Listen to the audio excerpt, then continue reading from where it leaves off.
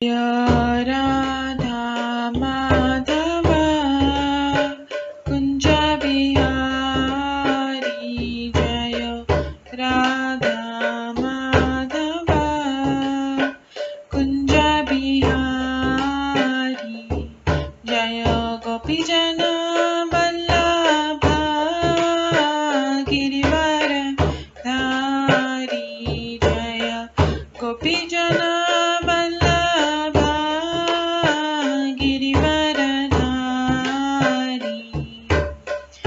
यशोदानन्दन व्रज जनरञ्जन यशोदानन्दन व्रज जनरञ्जन यमुनातीरवनचारि यमुनातीरवनचारि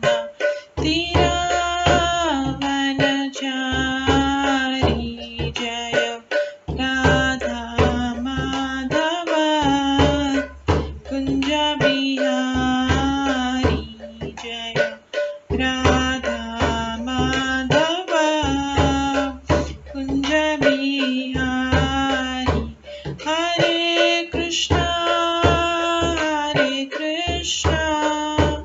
कृष्णा कृष्णा हरे हरे हरे राम राम राम हरे हरे हरे कृष्णा कृष्णा कृष्णा हरे हरे हरे राम राम राम हरे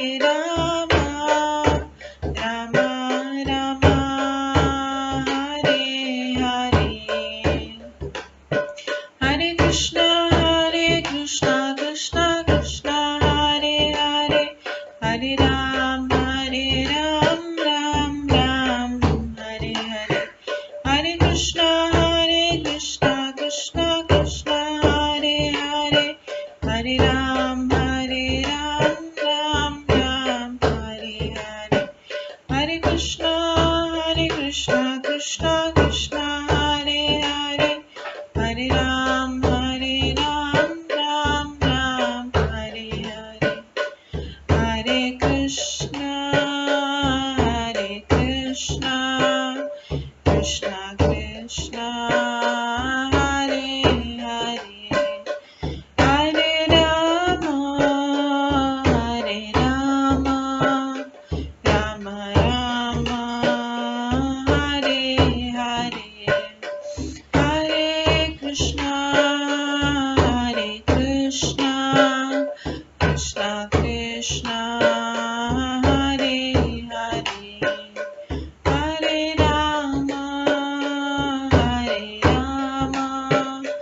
राम राम हरे हरे जय राधा माधव राधे जय राधा गोविंद राधे जय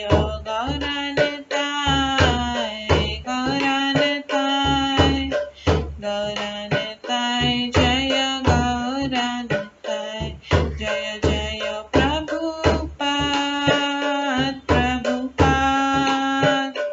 प्रभुपाद जय जय प्रभुपाद जय जय गुरुदेव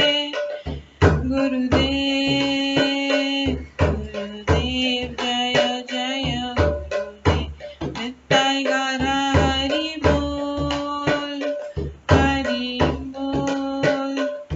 हरि बोल नित्य गौर हरि बोल गौर प्रेमानंदे हरि हरि बोल। हरे कृष्णा। आज की इस क्लास में सभी भक्तों का स्वागत है। हम मंगलाचरण से स्टार्ट करेंगे। ओम अज्ञानतिमिरन्धस्य ज्ञानाञ्जनशलाकया चक्षुरुन्मिलितं येन तस्मै श्रीगुरुवे नमः। श्रीचैतन्यमनोभीष्टं स्थापितं येन भूतले स्वयं रूप कदा मह्यं ददाति स्वपदान्तिकम्। वन्देऽहं श्रीगुरो श्रीयुतपदकमलं श्रीगुरुं वैष्णवांश्च श्रीरूपं साग्रजातं सहगण रघुनाथान्वितं तं सजीवम् साद्वैतं सावधूतं परिजनसहितं कृष्णचैतन्यदेवम् श्रीराधा कृष्णपादान् सहगण ललिता श्रीविशाखान्वितांश्च नमो विष्णुपदाय कृष्णपृष्ठाय भूतले श्रीमते भक्तिवेदान्त स्वामिन्निति नामिने। नमस्ते सरस्वती देवे गौरवाणी प्रचारिणे निर्विशेष शून्यवादी पाश्चात्य देशातारिणे वाञ्छाकल्पतरुभ्यश्च कृपा सिन्धुभैव च पतितानां पावनेभ्यो वैष्णवेभ्यो नमो नमः। जय श्री कृष्ण चैतन्य प्रभु नित्यानंद श्री अद्वैत गदाधर शिवासादि गौर भक्तवृंद। हरे कृष्णा कृष्णा कृष्णा हरे हरे हरे राम राम राम हरे हरे। ओम नमो भगवते वासुदेवाय। ओम नमो भगवते वासुदेवाय।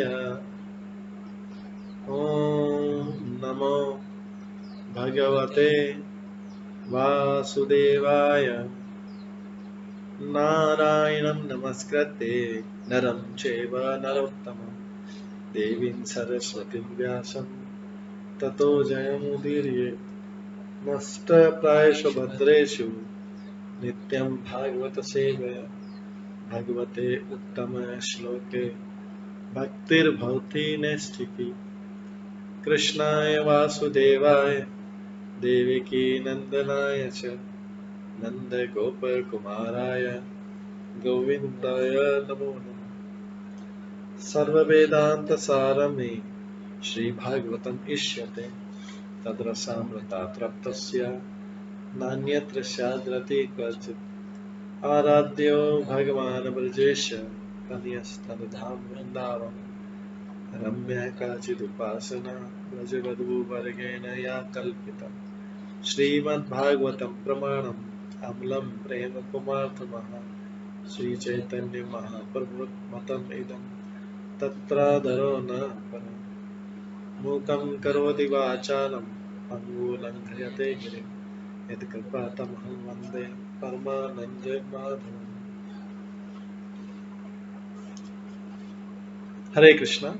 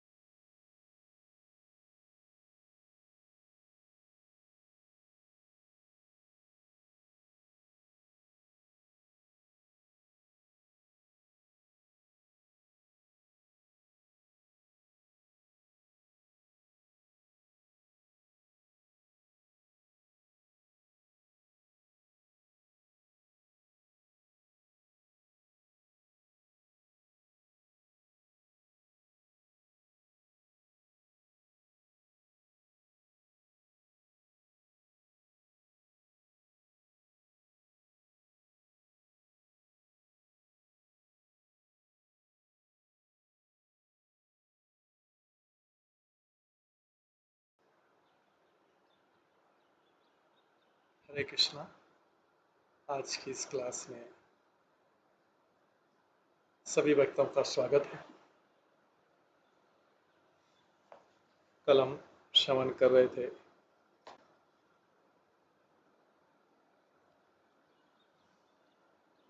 श्रीमद् भागवतम के 11वें स्कंद के 17वें अध्याय से,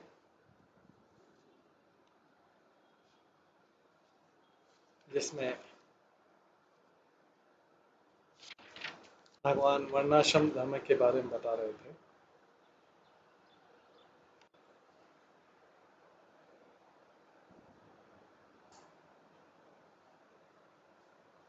उद्धव ने प्रश्न पूछा था, वर्णाश्रम धर्म से संबंधित प्रश्न पूछा था। भगवान उसी प्रश्न का उत्तर दे रहे हैं। कल हमने श्रवण किया था, भगवान कह रहे हैं कि त्रेता युग में, सतयुग का धर्म बताया। सतयुग में एक ही वर्ण हुआ करता था, हंस वर्ण। त्रेता युग में 4 वर्णाश्रम बने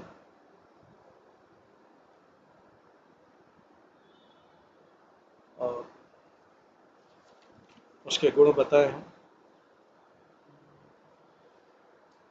समाज का द्विजन्मा सदस्य संस्कारों के साथ द्वारा गायत्री दीक्षा होने पर दूसरा जन्म प्राप्त होता है।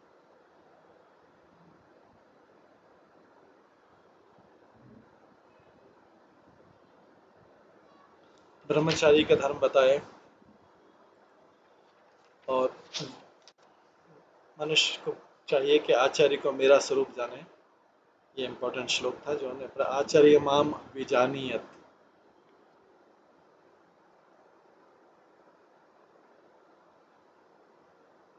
आचार्यम माम विजानीयत। इसके पश्चात आगे बताया। आगे हम 28वें श्लोक से पढ़ेंगे वर्णाश्रम धर्म प्रणाली को।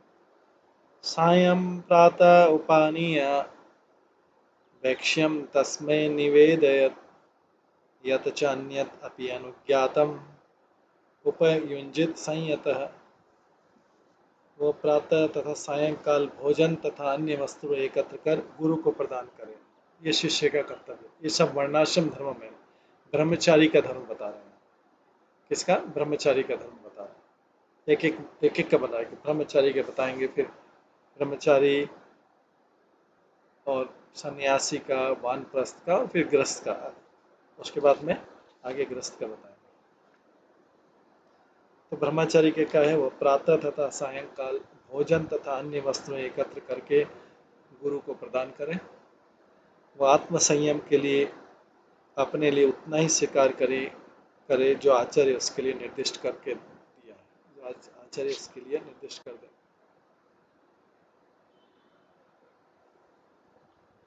तात्पर्य, जो व्यक्ति गुरु की कृपा प्राप्त करने का इच्छुक हो,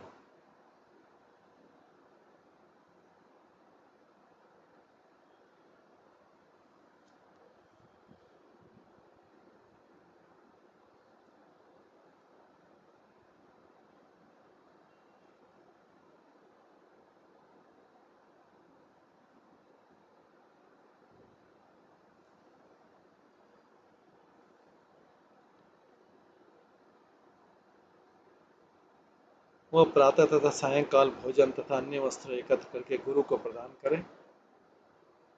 तब आत्म संयम पूर्वक वो अपने लिए उतना ही स्वीकार करे जो आचार्य उसके लिए निर्दिष्ट करे। तात्पर्य, जो व्यक्ति गुरु की कृपा प्राप्त करने का इच्छुक हो, उसे विषय भौतिक वस्तुएं संग्रह करने के लिए उत्सुक नहीं होना चाहिए। प्रत्युत वह जो कुछ मांग कर लाए उसे आचार्य के चरण कमलों पर अर्पित कर दे।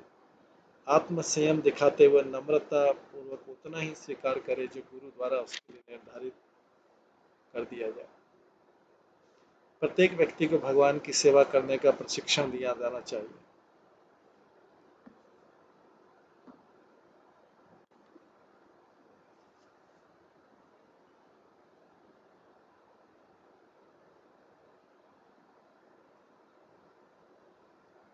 प्रत्येक व्यक्ति को भगवान की सेवा करने का प्रशिक्षण दिया जाना चाहिए, किंतु जब तक वो व्यक्ति आध्यात्मिक सेवा की विधियों में दक्ष न हो जाए,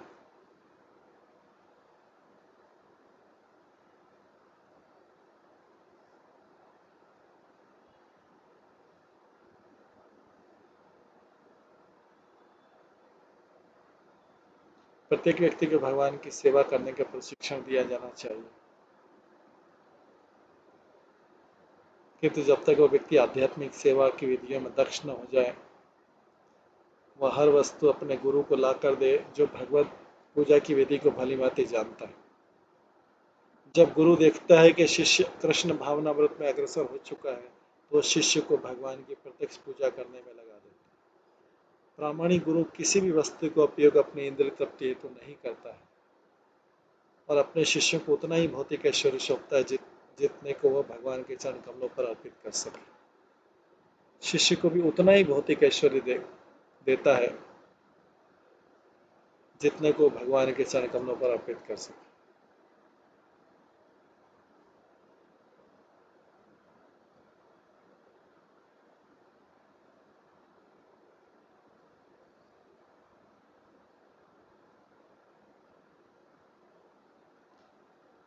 प्रामाणिक गुरु किसी वस्तु का उपयोग अपने इंद्रिय तृप्ति हेतु नहीं करता, अपने शिष्य को उतना ही भौतिक ऐश्वर्य सौंपता है जितने को भगवान के चरण कमलों पर अर्पित कर सके। उदाहरण स्वरूप, जब कोई पिता अपने पुत्र को व्यापार तथा अन्य किसी भौतिक कार्य में प्रशिक्षित करना चाहता है, तो अपने पुत्र के हाथ में उतनी ही संपत्ति सौंपता है जितनों को अपने पिता की परिश्रम से अर्जित कमाई को मूर्खतापूर्वक नष्ट न कर दे, बुद्धिमत्तापूर्वक लाभ कार्य में लगा सके।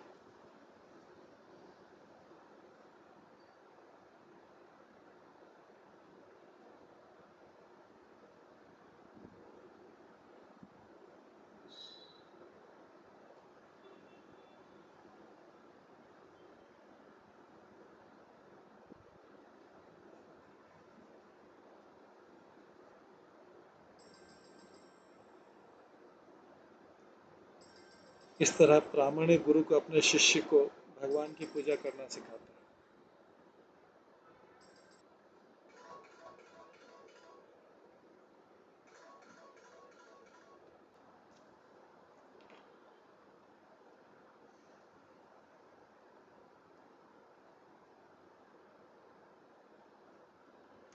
इस तरह प्रामाणिक गुरु अपने शिष्य को भगवान की पूजा करना सिखाता है।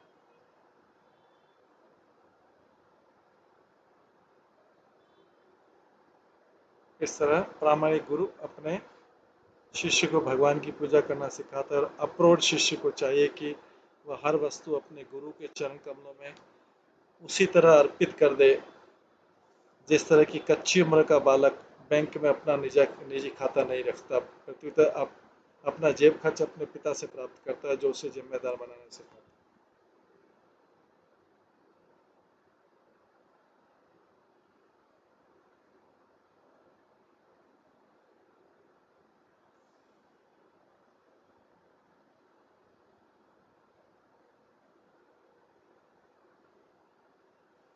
यदि कोई व्यक्ति अपने गुरु या कृष्ण के आदेश का उल्लंघन करके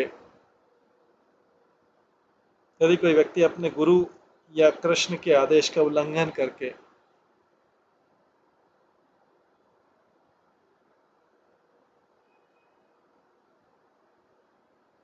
अपने आप को छलता है,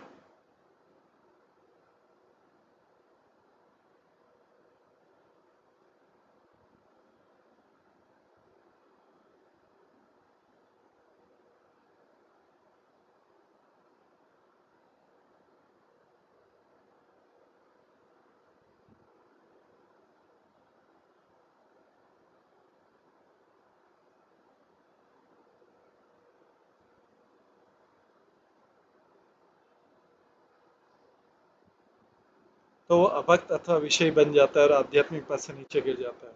इसलिए गुरु की सेवा करने का प्रशिक्षण दिया जाना चाहिए जिससे व्यक्ति कृष्ण भावनावत में परिपक्व बन सके।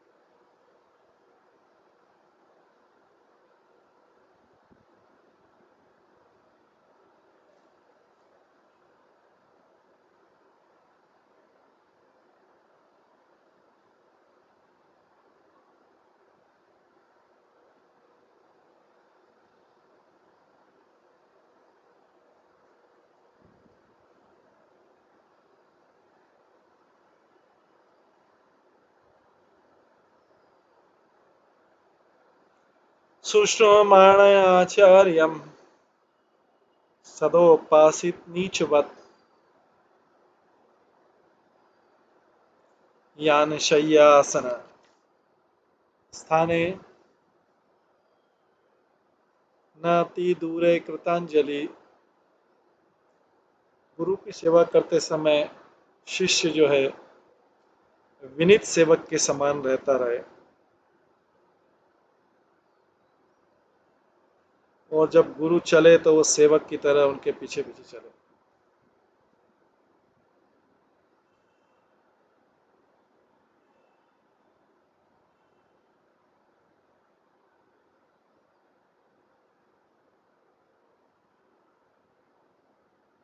और जब गुरु सोने लगे तो सेवक भी उसके पास लेट जाए और जब गुरु जगे तो सेवक उनके निकट बैठकर उनके चरण कमल चापने तथा अन्य सेवा कार्य करने में लग जाए।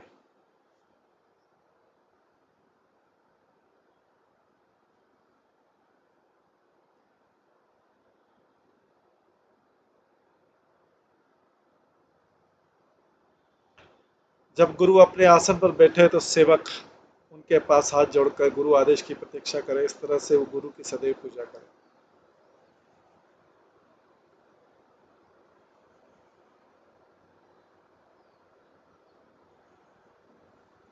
एवं व्रतः गुरुकुले वसेत भोग विवर्जित विद्या समाप्ते यावत् बिभ्रत व्रतम अखंडितम। जब तक विद्यार्थी अपनी वैदिक शिक्षा पूरी न कर ले जब तक विद्यार्थी अपनी वैदिक शिक्षा पूरी न कर ले उसे गुरु के आश्रम में कार्यरत रहना चाहिए।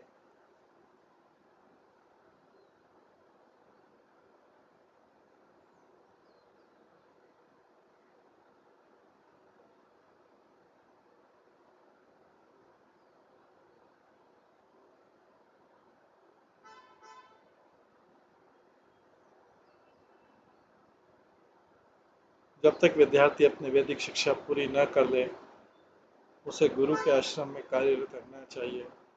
उसे इंद्रिय तृप्ति से पूर्णतः मुक्त रहना चाहिए और उसे अपने ब्रह्मचर्य व्रत नहीं तोड़ना चाहिए।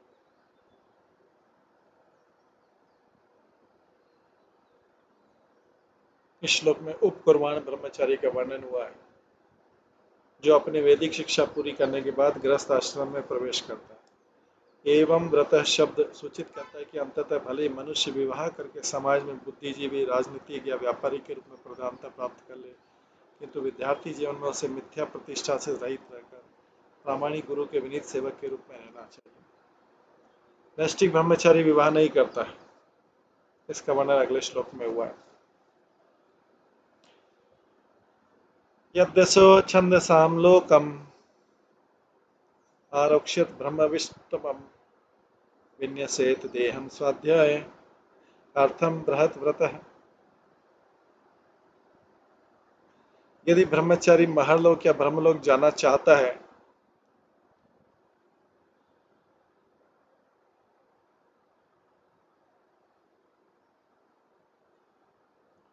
तो उसे चाहिए कि अपने गुरु को अपने सारे कर्म अर्पित कर दे और आजीवन ब्रह्मचर्य के शक्तिशाली व्रत का पालन करते हुए अपने को श्रेष्ठ वैदिक अध्ययन में समर्पित कर। तात्पर्य जो व्यक्ति जीवन की चरम सिद्धि का उत्सुक उसे अपना तन मन तथा वाणी अपने गुरु की सेवा में लगा देना चाहिए। जो व्यक्ति ब्रह्मलोक तथा महलोक जैसे उच्च लोकों को जाना चाहता है उसे गुरु की सेवा में पूरी तरह लग जाना चाहिए। इस तरह हम कल्पना कर सकते हैं कि कृष्ण लोक जो कि इस ब्रह्मांड से बहुत दूर है उसको प्राप्त करने के लिए कितनी निष्ठा तथा सेवा की जरूरत है।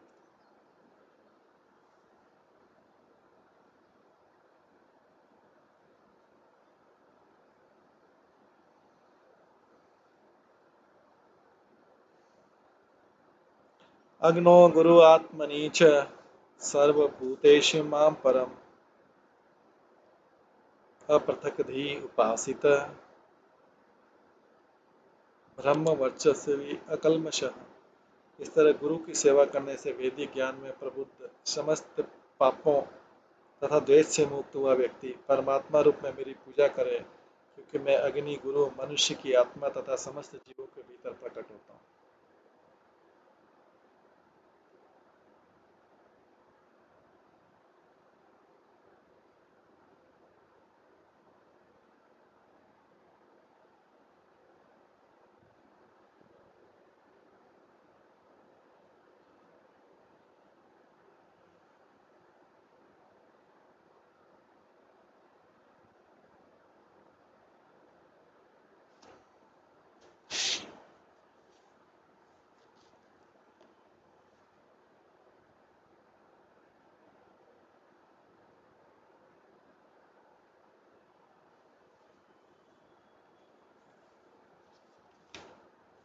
मनुष्य वैदिक जीवन शैली में दक्ष गुरु की श्रद्धापूर्वक सेवा करके यशस्वी तथा प्रबुद्ध बन जाता है, और इस प्रकार शुद्ध हुआ व्यक्ति फिर कभी ऐसे पाप कृत्यों में रत नहीं होता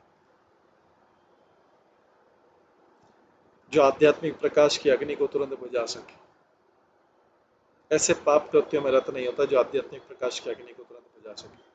नहीं मूर्ख तथा शुद्ध हृदय बनकर अपने निजी इंद्रिय तृप्ति के लिए प्रकृति का दोहन करता है।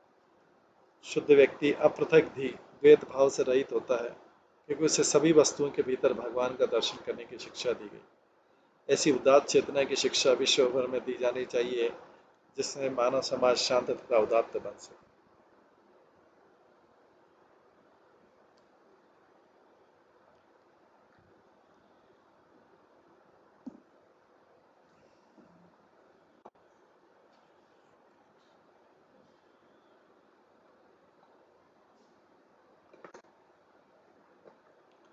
जो विवाहित नहीं है, अर्थात सन्यासी, वानप्रस्थ तथा ब्रह्मचारी,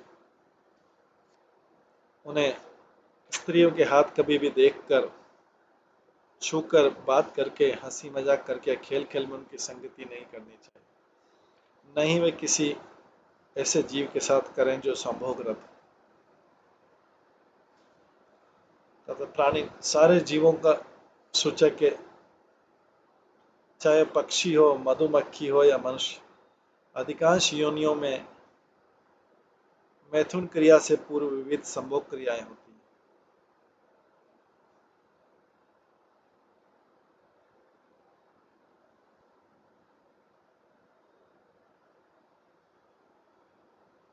मानव समाज में सभी प्रकार के आमोद प्रमोद तथा मनोरंजन के सभी स्थान, होटल, बिक्री केंद्र कामेच्छाओं को बढ़ाने तथा रोमांस का वातावरण तैयार करने के लिए होते हैं। जो विवाहित नहीं है, अर्थात सन्यासी, ब्रह्मचारी, वानप्रस्थ, उसे चाहिए कि संभोग से संबद्ध हर वस्तु का बहिष्कार करे और असल में किसी जीव को, चाहे पक्षी, कीड़ा या मनुष्य, संभोग करते न देखे।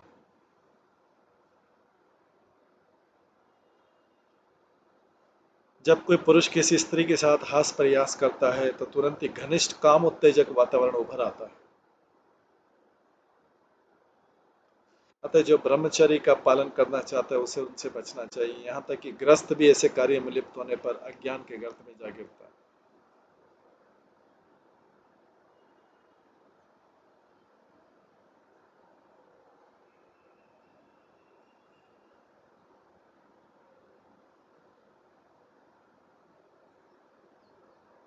शौचम आचमनम स्नानम संध्या उपास्ति अर्चनम शौचम आचमनम स्नानम संध्या उपास्ति ममार्चनम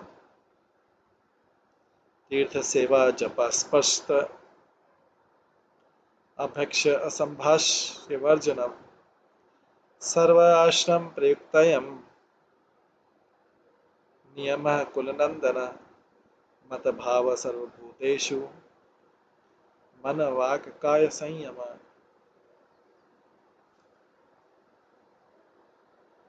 हे उद्धव, सामान्य सामान्य स्वच्छता, हाथों को धोना, स्नान करना, सूर्योदय, हे उद्धव, सामान्य स्वच्छता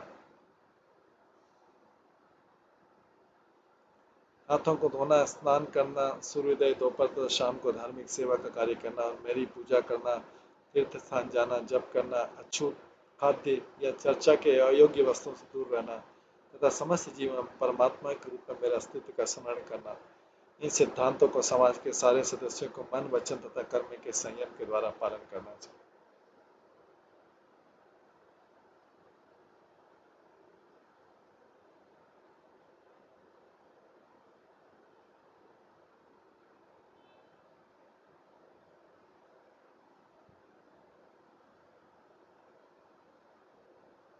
एवं बृहत व्रताधर ब्राह्मण अग्नि ज्वलन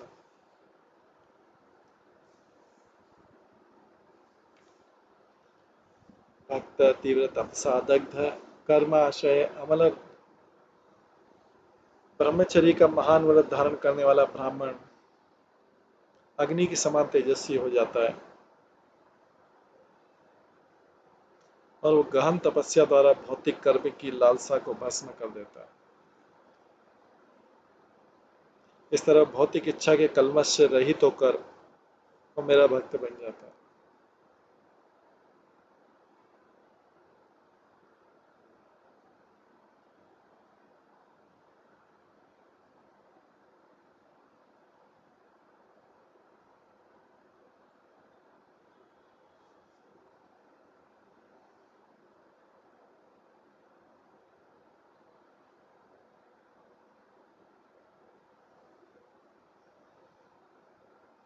इस श्लोक में मोक्ष की विधि वर्णित है। एक बार हवाई जहाज से यात्रा करते समय श्रील प्रभुपाद ने एक कृष्ण पृष्ठ फादर से कहा, पादरी कृष्ण पृष्ठ से कहा,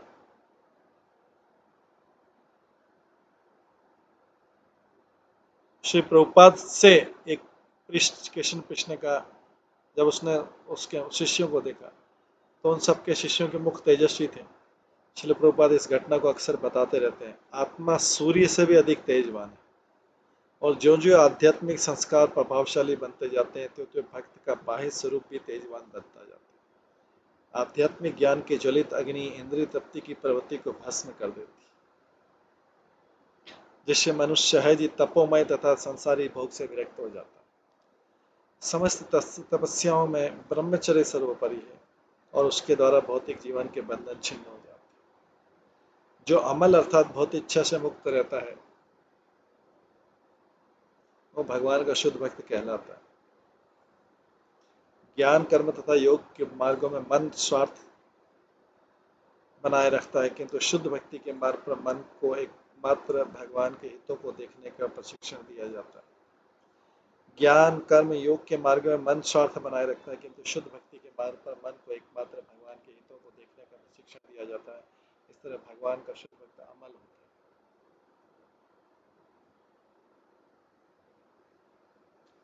है। अथनंतरम आवेक्षन यथा जिज्ञासित आगम अथ अनंतरम आवेक्षन यथा जिज्ञासित आगम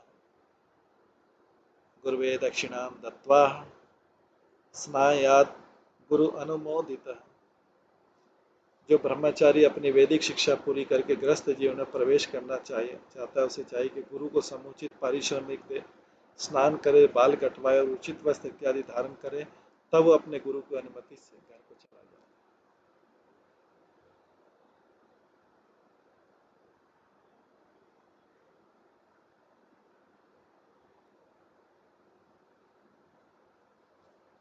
तात्पर्य श्लोक में समावर्तन अर्थात गुरु के आश्रम में वैदिक शिक्षा पूरी करके अपने घर लौटने की विधि वर्णित है। जो व्यक्ति अपनी सारी इच्छाओं को भगवत भक्ति में केंद्रित नहीं कर पाता है,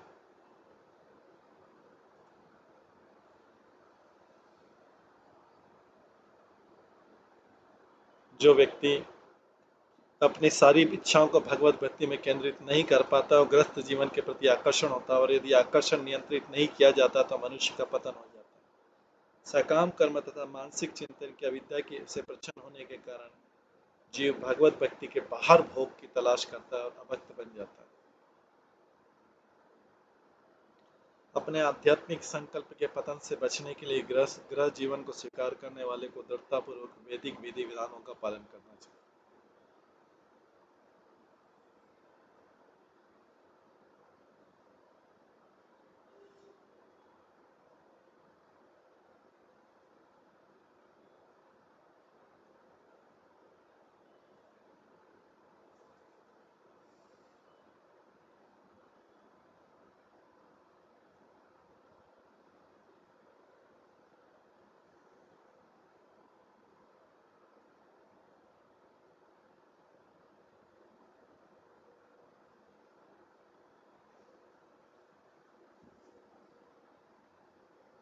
जो व्यक्ति स्त्रियों के साथ घनिष्ठ इंद्रिय तृप्ति पाता है वह अन्यों के साथ अपने व्यवहार में द्वेष बरतता है।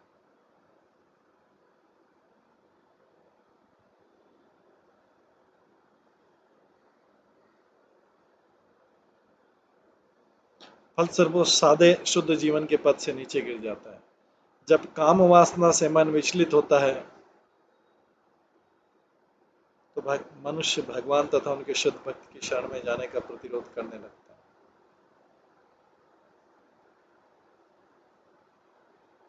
और उसकी अपराध मूलक प्रवृत्ति के घने बादल आध्यात्मिक ज्ञान के प्रकाश को पूरी तरह आच्छादित कर देते हैं। मनुष्य को किसी से प्रेम करने की उत्कट इच्छा को शुद्ध भक्त के चरण कमलों की सेवा कार्य से जोड़ लेना चाहिए। मनुष्य को किसी से प्रेम करने की उत्कट इच्छा को शुद्ध भक्त के चरण कमल की सेवा कार्य से जोड़ लेना चाहिए। जैसा कि वैदिक साहित्य में कहा गया, जो व्यक्ति गोविंद अर्थात भगवान कृष्ण की पूजा करता है किंतु उनके भक्त की पूजा नहीं करता उसे महावैष्णव नहीं माना जाता है, प्रत्युत घमंडी धूर्त माना जाता है। ग्रहं वनं वा उपविशेत प्रव्रजेत द्विजोत्तम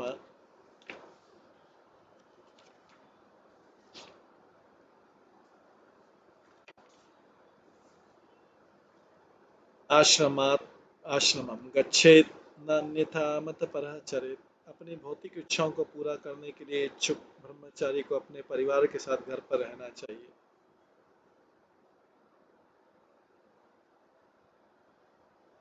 और जो गृहस्थ अपनी चेतना को शुद्ध बनाना चाहता है उसे जंगल में प्रवेश करना चाहिए, जबकि शुद्ध ब्राह्मण को संन्यास ग्रहण कर लेना चाहिए। जो मेरे शरणागत नहीं है उसे एक आश्रम से दूसरे आश्रम में क्रमशः जाना चाहिए धीरे धीरे, और इसके विरुद्ध कार्य नहीं करना चाहिए। तात्पर्य, जो भगवान के शरणागत नहीं है उन्हें अपने प्रामाणिक सामाजिक आश्रम के नियमों का कठोरता से पालन करना चाहिए। जीवन के 4 आश्रम है, ब्रह्मचर्य, गृहस्थ, वानप्रस्थ तथा संन्यास। जो व्यक्ति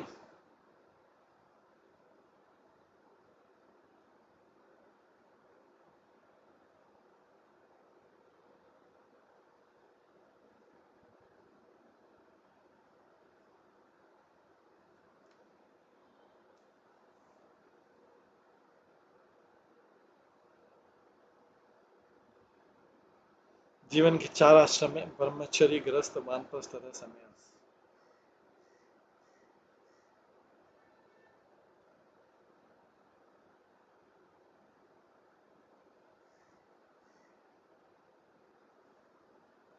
जो व्यक्ति अपनी भौतिक इच्छाएं पूरी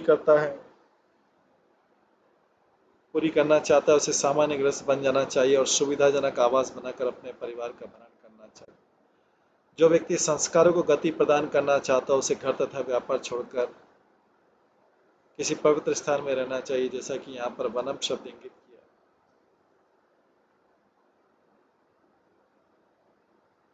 इस कार्य के लिए भारत में अनेक पवित्र वन, वृंदावन, मायापुर। द्विजोत्तम शब्द ब्राह्मण का सूचक है।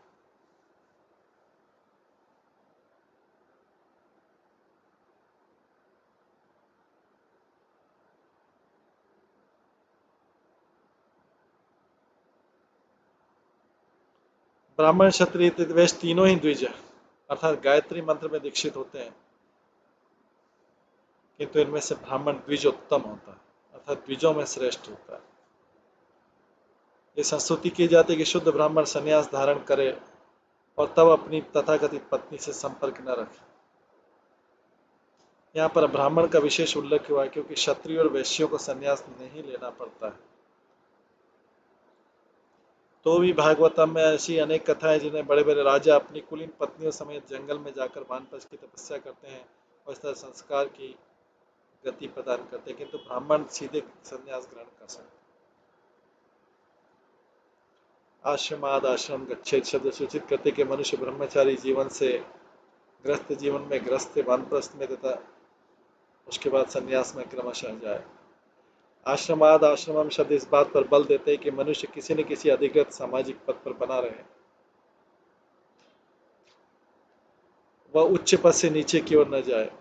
जो लोग भगवान के शरणागत नहीं है उन्हें ऐसे आदेशों का कठोरता से पालन करना चाहिए अन्य वे जल्दी नीचे गिर जाएंगे, उन्हें पाप तथा प्रामाणिक मानव सभ्यता की सीमा से बाहर ले जाएंगे।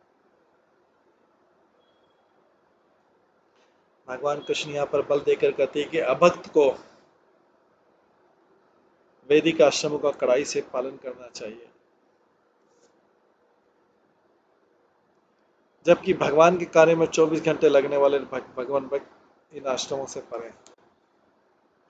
किंतु यदि कोई वैदिक आश्रमों से परे होने के कारण अवैध कर्म करता है तो भौतिकतावादी नवदीक्षित सिद्ध होगा, महाभागवत नहीं होगा।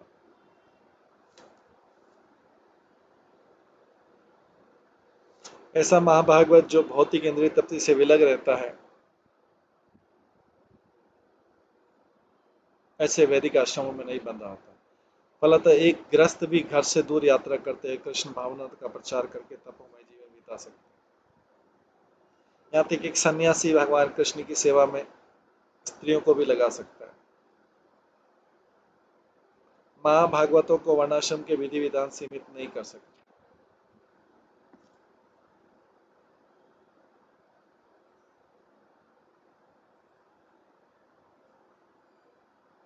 वे मुक्त भाव से विश्व भर में भगवत प्रेम का वितरण करते विचलित होते हैं। मत पर भगवान के शुद्ध भक्त का सूचक है, जो अपने हृदय तथा चेतना में भगवान को सदैव बसाए रखते। जो व्यक्ति इंद्रिय तृप्ति का शिकार बनकर नीचे गिरता है, वो मत पर पद पर पूर्ण रूप में स्थापित नहीं रहता है।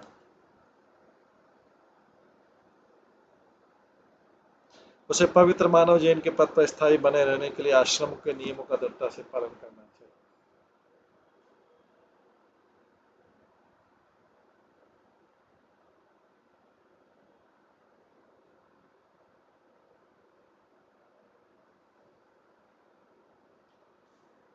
ग्रहार्थी सदृशिम भार्याम उद्वेत अजुगुप्सिताम यवीयसीम तु वयसा याम सवर्णाम अनुक्रमात्। जो व्यक्ति ग्रस्त जीवन बसाना चाहता है, उसे चाहिए कि अपनी ही जाति की ऐसी स्त्री से विवाह करे जो निष्कलंक तथा उम्र में उससे छोटी हो।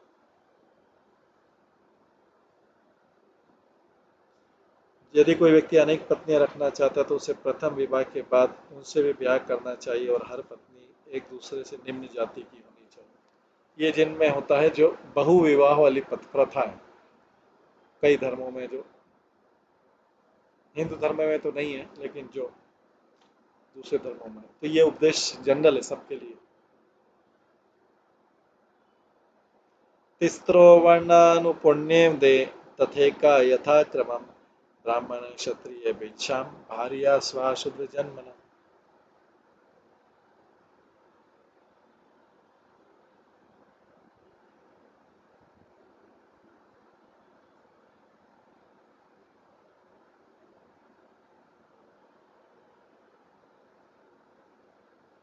इस श्लोक क्या है? तात्पर्य की पहली पत्नी को सदृशी अर्थात पति के समान होना चाहिए। दूसरे शब्दों में बौद्धिक व्यक्ति को बौद्धिक पत्नी से विवाह करना चाहिए। वीर पुरुष को वीरांगना से, व्यापार बुद्धि वाले को व्यापार कार्य में प्रोत्साहन देने वाली स्त्री से तथा शूद्र को अपने से कम बुद्धिमान पत्नी से विवाह करना चाहिए।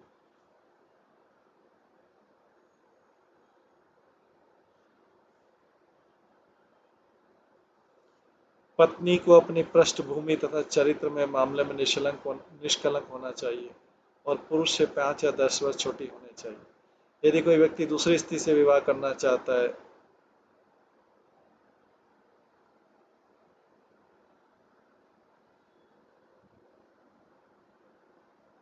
और तीसरी, तो ये जो है जिन धर्मों में ऐसा है उसके बारे में लिखा है।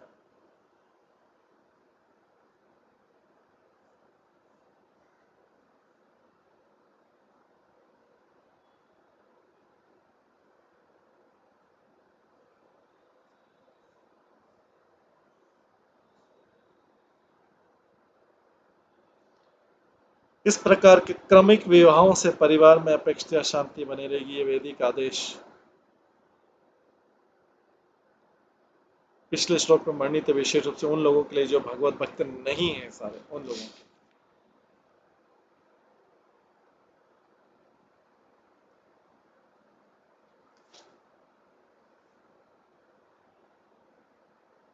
इज्या अध्ययनानि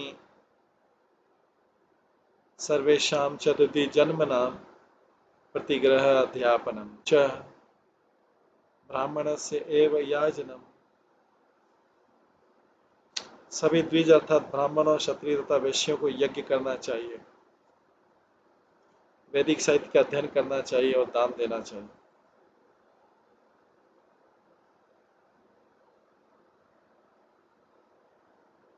किंतु ब्राह्मण ही दान ले सकते हैं और वे ही वैदिक ज्ञान की शिक्षा दे सकते हैं और अन्यों के लिए यज्ञ कर सकते हैं।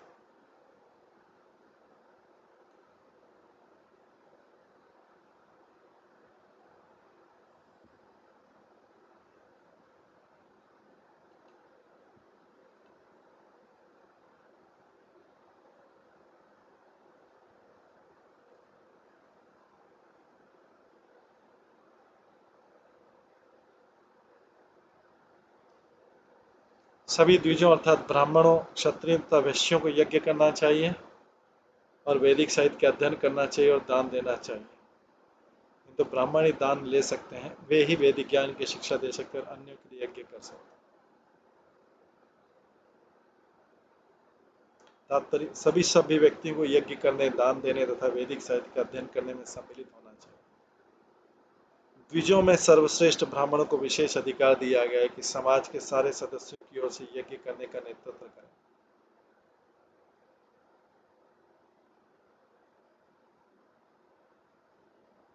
हर एक को वैदिक शिक्षा दे तथा हर एक का दान ले। योग्य ब्राह्मणों की सहायता या सहयोग के बिना निम्न जातियां न तो ठीक से वेदाध्ययन कर सकती, न ही यज्ञ कर सकती, न दान दे सकती, क्योंकि ऐसे कार्यों को संपन्न करने के लिए वांछित ज्ञान का उनमें अभाव रहता है। जब क्षत्रिय तथा वैश्यगण प्रामाणिक ब्राह्मणों का आश्रय लेते हैं तो वे अपना कर्तव्य ठीक से निभा सकते हैं और समाज का कार्य सरलता तथा रक्षा से चलता है।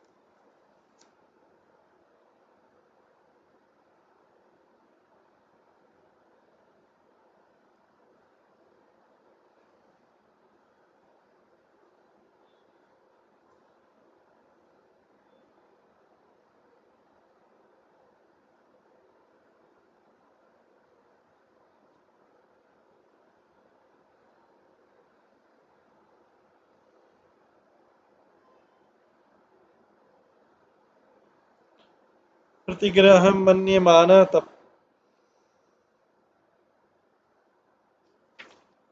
तेज यशनुदम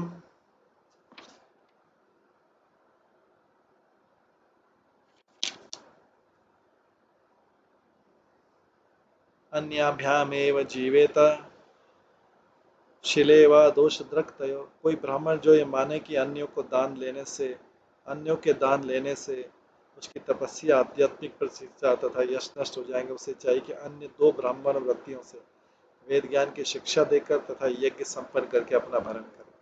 यदि वह ब्राह्मण मानता है कि दोनों वृत्तियां भी उनकी आध्यात्मिक बात को क्षति पहुंचाती है तो उसे चाहिए कि खेतों में गिरा अन्न पीने और अन्यों पर निर्भर न रहते हुए जीवन निर्वाह करे। शुद्ध भक्त को याद रखना चाहिए कि भगवान स्वयं इसकी रखवाली करेंगे। श्री भगवान भगवद गीता के 9वें अध्याय के 22वें श्लोक में कहते हैं, अन्यनाश्चिन्तयन्तो मां ये जना पर्युपासते तेषां नित्ययुक्तानां योगक्षेमं वहाम्यहम्।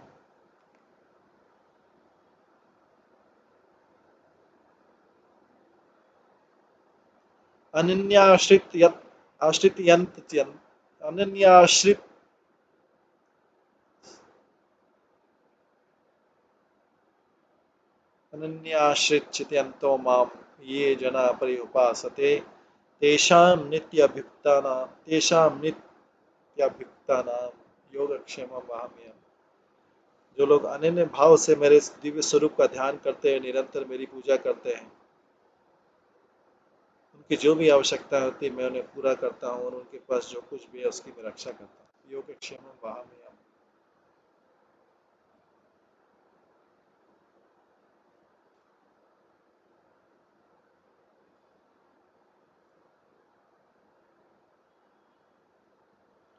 ब्राह्मण को निजी निर्वाह के लिए पेशेवर भिखारी नहीं बन जाना चाहिए।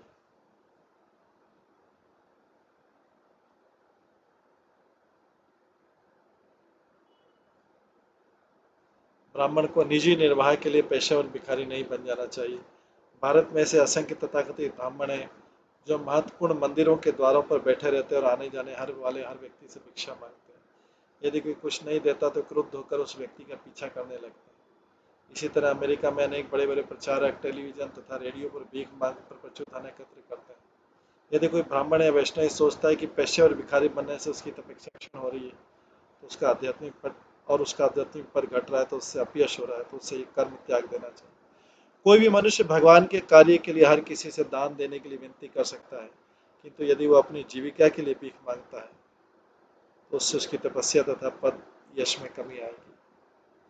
तब ब्राह्मण वैदिक ज्ञान की शिक्षा देने तथा यज्ञ कराने का कार्य कर सकता है, किंतु ऐसी वृत्तियों से भी उसे ईश्वर का विश्वसनीय पद प्राप्त नहीं होता।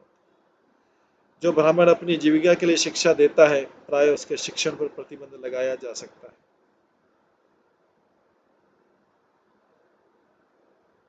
और जो यज्ञ कराता है उसका कार्य भौतिकतावादी पूजक पूरा कर सकता है। इस तरह ब्राह्मण संकट में पड़ सकता है। इसलिए उच्च कोटि का ब्राह्मण वैष्णव अंत भगवान की दया पर ही अपनी जीविका के लिए निर्भर रहेगा। भगवान अपने भक्त का पालन करने के वचन देते हैं और बड़ा चढ़ा वैष्णव कभी भी भगवान के वचन पर संदेह नहीं करता। ब्राह्मणस्य ही देयायम क्षुद्र कामाय नैष्यते कृच्छाय तपसे च इह प्रत्य अनंत सुखाय च। ब्राह्मण का शरीर शूद्र इंद्रिय भोग के निमित्त नहीं होता है, प्रत्युत वह कठिन तपस्या कर अपना करके मृत्यु के उपरांत असीम सुख भोगेगा। तात्पर्य प्रश्न किया जा सकता है कि अपने जीवन निर्वाह हेतु एक ब्राह्मण स्वेच्छा से असुविधा को स्वीकार क्यों करें।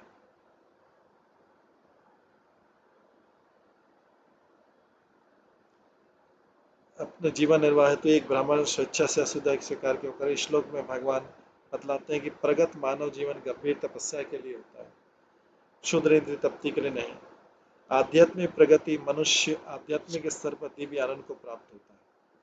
आध्यात्मिक प्रगति से मनुष्य आध्यात्मिक स्तर पर दिव्य आनंद को प्राप्त होता है और इस नाशवान शरीर में व्यर्थ ही निमग्न रहना छोड़ देता है।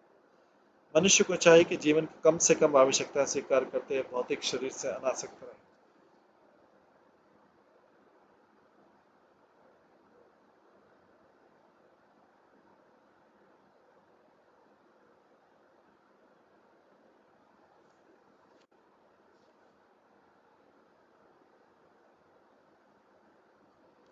ब्राह्मण जन कष्ट पर जीविका स्वीकार करके भी यह नहीं भूलते कि इस शरीर को वृद्ध होना, रुग्ण होना तथा कष्ट में बढ़ना पता है। इस तरह प्रगत ब्राह्मण सतर्क तथा दिव्य रहते हुए जीवन के अंत में भगवत धाम जाते हैं, जहाँ उसे असीम आध्यात्मिक आनंद मिलता है। ऐसी उच्चतर सतर्कशीलता के बिना कोई योग्य ब्राह्मण कैसे माना जा सकता। जो भक्तगण 24 घंटे भगवान कृष्ण के संदेश का प्रसार करने में लगे रहते हैं, वे वैराग्य इंद्रिय तृप्ति के स्तर से पर हैं, क्योंकि वे हर वस्तु को कृष्ण की सेवा में लगाते हैं। शुद्ध भक्त भगवान की सेवा करने के लिए शक्ति पाने हेतु भोजन करता है, किंतु अपने शरीर के निमित्त अच्छा या स्वल्प भोजन ग्रहण नहीं करता। किंतु भगवान के लिए कुछ भी अच्छा भोजन भी ग्रहण किया जा सकता है।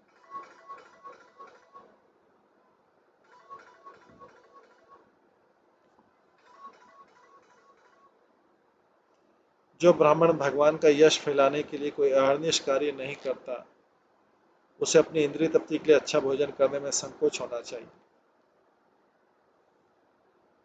किंतु विरक्त वैष्णव उपदेशक किसी भी जाति के पवित्र लोगों का आमंत्रण स्वीकार कर सकता है और उनको आशीर्वाद देने के लिए उनके द्वारा प्रदत्त भोजन अच्छा भोजन ग्रहण कर सकता है।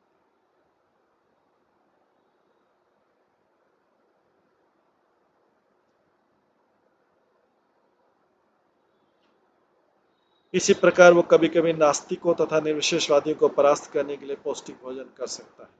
जैसा कि वैदिक वाक्य में कथित है कि जब तक कोई व्यक्ति भगवान का भक्त नहीं हो लेता, तब तक वो अत्यंत योग्य ब्राह्मण नहीं बन सकता। भक्तों में से जो लोग कृष्ण भावना का उपदेश देते हैं वे सर्वश्रेष्ठ हैं, जैसा कि स्वयं भगवान ने भगवद गीता के 18वें अध्याय में पुष्टि की।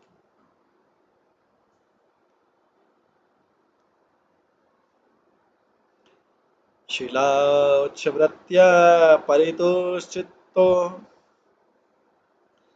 धर्मं महान्तं विरजं जुषाण मय्यार्पितात्मग्रहे तिष्ठन् नाति प्रसक्ता समुपैति शांति। ब्राह्मण ग्रस्त को खेतों में तथा मंडियों में गिरे अन्न के दाने बीनकर अपने मन में संतुष्ट रहना चाहिए। उसे अपने को निजी इच्छा से मुक्त रखते हुए मुझ में लीन रहकर उदात्त धार्मिक सिद्धांतों का अभ्यास करना चाहिए। इस तरह ग्रस्त के रूप में ब्राह्मण बिना आसक्ति के घर में ही रह सकता है और मोक्ष प्राप्त कर सकता है।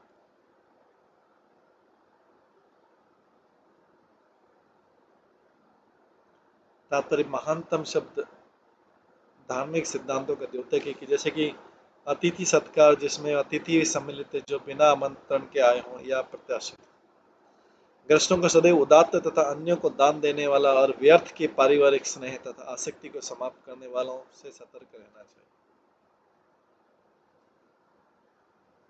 आसक्ति को समाप्त करने में सतर्क रहना चाहिए।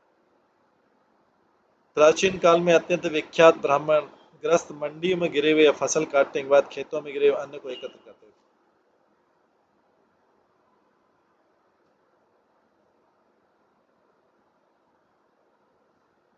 यहाँ पर सबसे महत्वपूर्ण बात है कि मई अर्पितात्मा अर्थात भगवान कृष्ण में मन को लगाना।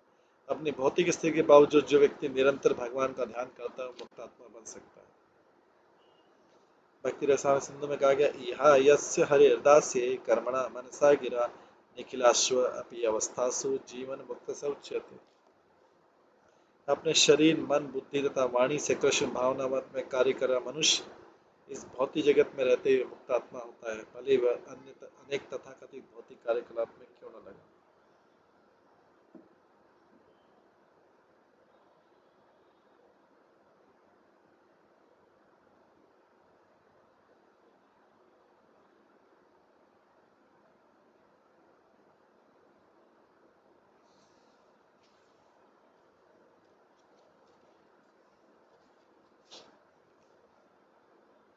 समुद्रन्ति ये विप्रम सीदंतम मत्परायणम तानु उदरीयस्येन चिरादा पद्भ्यो नौरिमाणमा। जिस प्रकार जहाज समुद्र में गिरे हुए लोगों को बचा लेता है, उसी तरह मैं उन व्यक्ति को सारी विपत्ति से तुरंत बचा लेता हूँ जो दरिद्रता से पीड़ित ब्राह्मणों तथा भक्तों को उबार लेते हैं। भगवान ने यह बतलाया कि ब्राह्मण तथा भक्तगण किस तरह जीवन सिद्धि पाते हैं। वैसी ही सिद्धि उन्हें भी प्रदान की जाती जो अपनी भौतिक संपत्ति का उपयोग भक्तों तथा ब्राह्मणों की दरिद्रता को दूर करने में करते हैं। यद्यपि मनुष्य विषय भोग का जीवन बिताने के लिए भगवत भक्ति की उपेक्षा कर सकता है, किंतु भगवान की सेवा में अपनी गाढ़ी कमाई अर्पित करके उस स्थिति को सुधार सकता है। जिस तरह समुद्र में गिरे हुए निराश लोगों की नाव बचा लेती है, उसी तरह भगवान उन लोगों को उबारते हैं जो भौतिक आसक्ति के सागर में निराश होकर गिर गए, यदि वे ब्राह्मणों तथा भक्तों के प्रति दाक्षिण्य बने।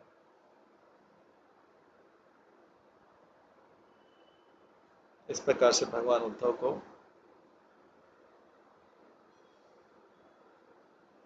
समझा रहे हैं, वर्णाश्रम प्रणाली का वर्णन करके बता रहे हैं।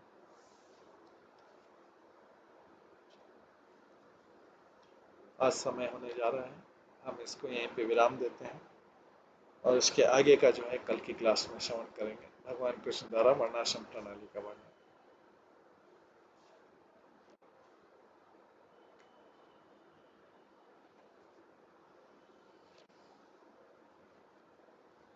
हरे कृष्णा। सभी भक्तों का बहुत बहुत धन्यवाद। सभी भक्तों के लिए एक बार हरे कृष्ण महामंत्र का जप करते हैं।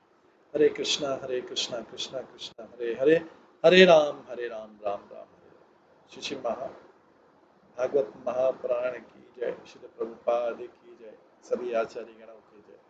हरे कृष्ण।